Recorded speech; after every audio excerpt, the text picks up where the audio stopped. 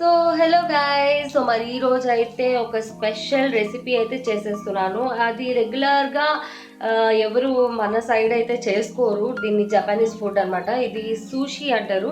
So మరి ఈ సూషిని ఎలా చేయాలి అనేది నేను కూడా ఫస్ట్ టైం ట్రై చేస్తున్నాను. చాలా వీడియోస్లో నవేడేస్ అందరూ వీడియోస్లో ఫాలో అయిపోతున్నారు కాబట్టి నేను కూడా దాన్ని ఫాలో అయిపోయి ట్రై చేస్తున్నాను. చూసేసేయండి.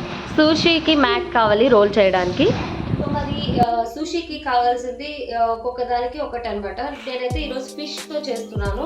ఫిష్ని ముందుగా బాగా బోన్లెస్ చేసేసాను. ఇలాగా ఫిష్, క్యాప్సికమ్, ఆరెంజ్ క్యాప్సికమ్ ఉంటే అది కూడా యూజ్ చేసుకోవచ్చు, క్యారెట్, కీరాని పీసెస్లా కట్ చేసుకోవాలి slices. And this is the special rice. దీన్ని నేను ఫ్లిప్కార్ట్లో ఆర్డర్ పెట్టాను. నేమ్ వచ్చేసి జపానికా సుషి రైస్ స్పెషల్గా ఉంది.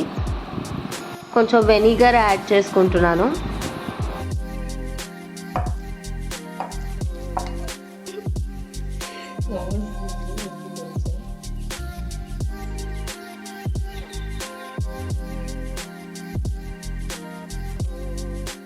బేసికల్లీ వాళ్ళు ఏం చేస్తారంటే రా ఫిష్ని అట్లా పెట్టేస్తారనమాట. మనకి అలా అలవాట్లేదు కాబట్టి కొంచెం దాన్ని నేను సార్ట్ చేశాను.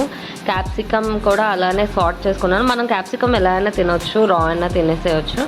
అండ్ కీరా ఇవన్నీ యాడ్ చేసి జస్ట్ సింపుల్గా మ్యాట్ హెల్ప్తోని రోల్ చేశాను. వాళ్ళు చేసినట్టే రోల్ అయితే బాగా వచ్చింది.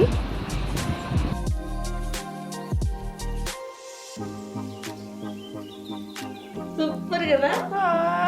ఇప్పుడు మనం ఫుల్ రోల్ చేసిన తర్వాత దాన్ని చిన్న చిన్న పీసెస్ లాగా కట్ చేసుకోవాలి, చాలా స్లైసెస్ లాగా. సో మరి వాళ్ళైతే సెపరేట్ ఒక సాస్తో తింటారు. మరి ఫస్ట్ టైం చాప్ స్టిక్స్తో తింటున్నాను. నాకు తినడం రాదు, బట్ ఐ విల్ ట్రై. ఇది బాగుంది విత్ ఆల్ వెజ్ అంటే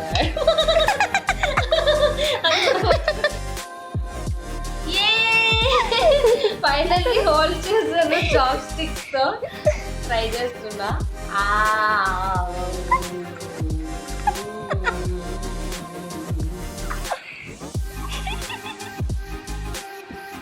ఎక్స్ప్రెషన్ చూద్దాము మరి జపనీస్ వాళ్ళు ఫుడ్ ఎలా ఉంటుందో అమ్ము ఎక్స్ప్రెషన్ ద్వారా. ఓకే, చూపించు ఫేస్. సో ఫైనల్లీ చూసి ఏది అట్రాక్ట్ అయిపోకూడదు, అది ఎలా ఉంటుందో తెలీదు. ఓకే, సో ఫార్ బాగానే ఉంది, బట్ మాకైతే అంతగా అనిపించలేదు.